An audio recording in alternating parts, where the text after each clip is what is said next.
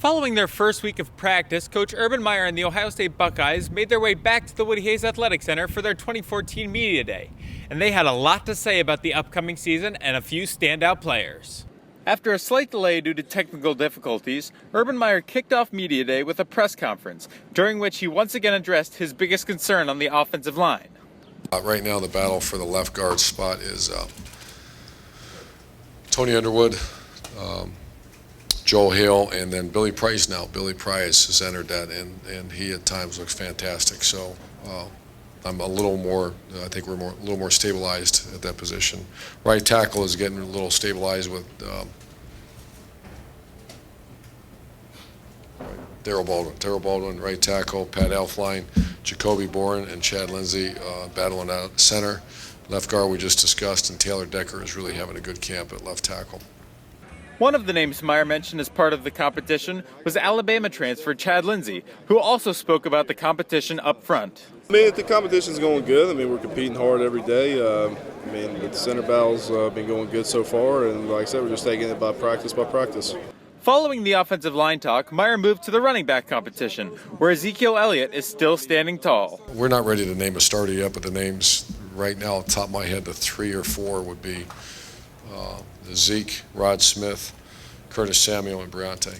While Elliott is slotted as the Buckeyes' #1 back, freshman running back Curtis Samuel has certainly caught Meyer's eye.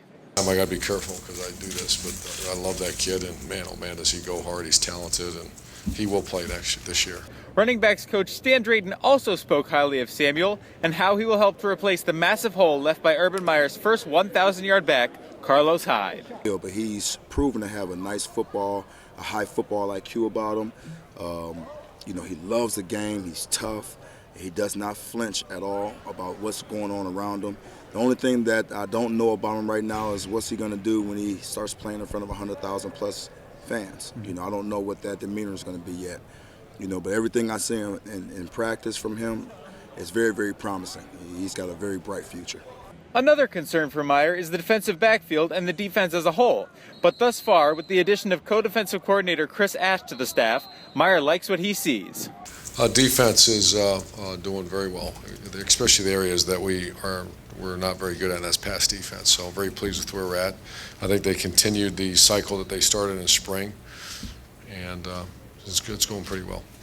Ash himself seems to be impressed with the defense and the team as a whole, as he called the Buckeyes the most talented group he's ever been a part of. I've been at some places where we have some really talented individuals that could play anywhere in the country and are as good as anyone in the NFL right now. But I think collectively as a football team, this is one of the more talented teams that I've been a part of.